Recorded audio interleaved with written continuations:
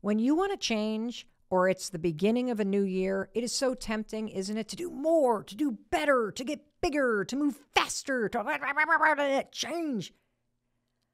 But what about just making things simpler? What about doing more of what is working and less of what is not working? What if you focused on what you were going to continue doing in order to make this next 12 months one of the greatest years of your life? I mean, you need consistency, right? And a lot of times when we go to set goals, it's about more, better, different, Well, what about what you're going to stop? What about those things that are the backbone of the change that you've already started initiating?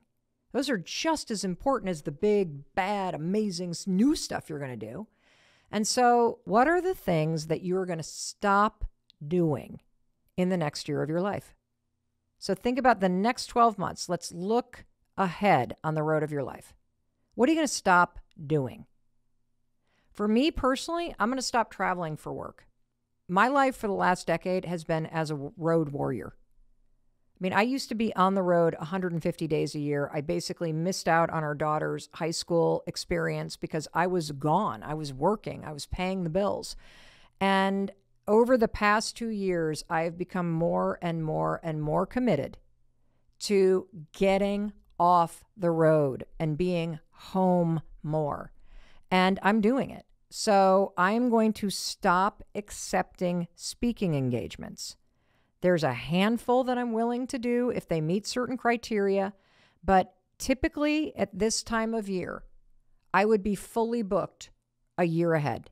There were years where I would have 120 speeches booked for the 12 months ahead.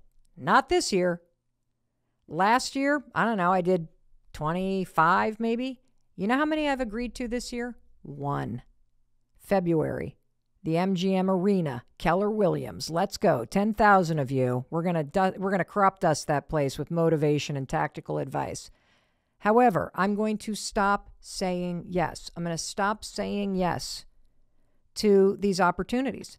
I'm also going to stop saying yes to all the people that come at us and want us to create content for them. And I'm going to focus on the project that are ours. So that's one thing that I'm going to stop doing. Complaining about my body, complaining about my hormone changes, complaining about how stubborn it's been to try to figure out how to be healthy, complaining about hot flashes. I need to stop. I need to stop doing that, and I need to have a different relationship with where I'm at with my hormones and where I am with my body. What are you going to stop doing in the area of health and wellness? What are you going to stop doing? Career, money, school. Maybe you need to stop complaining about your job and show up differently. Maybe you need to stop complaining about the lack of money that you have and start showing up differently around it. Maybe you need to stop complaining about relationship, love, and friendship and create a different relationship.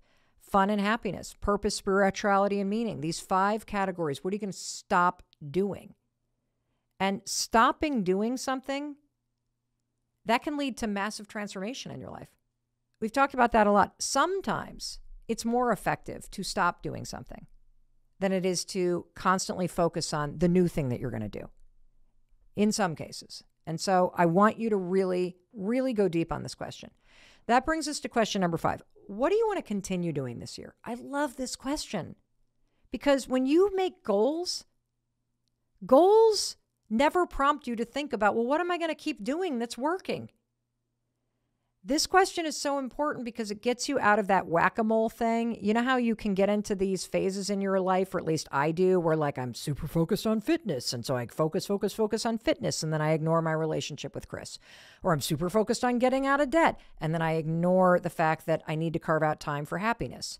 And so when you also take the time to answer question number 5, what are you going to continue doing in the next year of your life? Well, I'll tell you what I'm going to continue doing. I'm going to continue using my let them theory. I love letting people have their emotional reactions and not managing them. I love letting people just show me who they are so I can figure out what I'm going to do in response. I love not being responsible for managing everybody else's emotional meltdowns and reactions and tantrums and childhood wounds and all that crap that we're all dealing with, and just let people be human. Let them have their reactions And I love the feeling of peace and control that it gives me in my life. And the final question that's going to help you create one of the best years of your life next year. What are you going to start doing when it comes to health and wellness? Thanks to Dr. G, who did the muscle-centric medicine episode with us, I am going to be strength training 3 days a week, period, full stop. Another thing that I'm going to start doing, you're going to love this. I'm going to start writing my next book, which is The Let Them Theory. That's right. I'm doing a whole book on it, and it's going to be incredible. I'm excited for it. I bet you're going to be excited for it too. Another thing I'm going to start doing is I'm experimenting with an entirely new way of working. I mentioned earlier that I'm stopping down the work travel. Way too much work travel last year, so I'm taking it seriously this year to change that. And we're trying out this experiment where our team has 1 week on, where we do productions together in our new studio space in Boston, and then 1 week off, not like off, you're not working, but off, you are in the deep pocket doing the deeper work to get all the stuff that we did during the other week across the finish line. And I think that rhythm could be really, really cool. I'm going to start also getting aggressive about saving money again. We moved up to Southern Vermont, as you probably know, and we did a renovation project up here. And like most everybody that does a little home renovation project, we went a little over budget. And I might have gone a little over budget on our new studio build out in Boston, you know.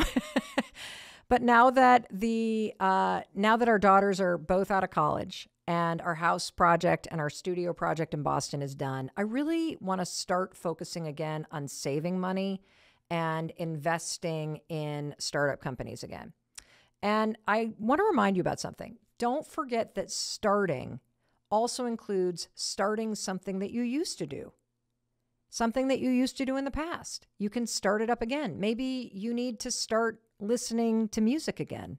You know how you used to love to create playlists and you always had music going in the house? Maybe that's something you want to take on this year. Maybe you want to start playing your guitar again or playing the piano again, or maybe you want to start traveling again. Even if you don't have the money to go on some big fancy pants trip, maybe it's just taking day trips and exploring where you live and going to new places. Or maybe it's time to start cleaning out your social media accounts again. You know, I'm a huge fan of what I call Unfollow Friday, and making it a point every week to align your social media accounts, the input, with accounts that match what you want the coming year to look like. Like imagine that. Imagine if your social media didn't make you feel bad. Imagine if you took the time to align all the input you get on social media to match what you want to do more of this year. How cool would that be? Or maybe you want to start wearing your hair short or long again, or maybe you want to start speaking French again. You know, you used to speak fluent French, but you haven't done it in 10 years. And so you want to really brush up on the language again. So again, what do you want to start doing? You want to start being more visible at work? You want to start taking classes to up-level your skills? Go through every one of the 5 areas of your life and identify what you want to start doing before you drive ahead and before you set new goals and benchmarks for yourself. I want you to take the time to figure out where you are exactly beyond your emotional state. I do this ritual all the time. It's the 6 questions I asked myself that made me finally go, that's it. I'm going to start doing the podcast. That's it. I'm going to stop making excuses. I'm going to continue doing the things that make me successful, but by God, I'm going to start this podcast. And so please bookmark this episode. Please share this with your friends and family. And I want you to do it together. It's such a great exercise to do with your family and with your friends because it will make you feel more connected. And speaking of connected, now that I've gone through these 6 questions and I've glanced at my photos and I've kind of thought about the last year, I feel like my Google Maps just connected. I feel like I got a sense of direction. And I don't know about you, but I can't wait to dig into this exercise for real. And I cannot wait for you to do the same thing, to print out your journal, to write down your answers, to go through your phone and your calendar, to unearth all that wisdom, and to truly chart a course for yourself for the coming year that really matters and speaks to you. I do believe that this next year could be the best year of your life. I do believe that some of the people that you will love deeply in your life, you haven't even met yet. They're waiting for you in the next 12 months. I do believe that all of the things that you want deeply in your heart and the things that you learned, when you get serious about what you're going to start doing and stop doing and continue doing, you can make it happen. Ooh, I'm so happy you are here with me, because you and I are going to have one of my all-time favorite conversations today.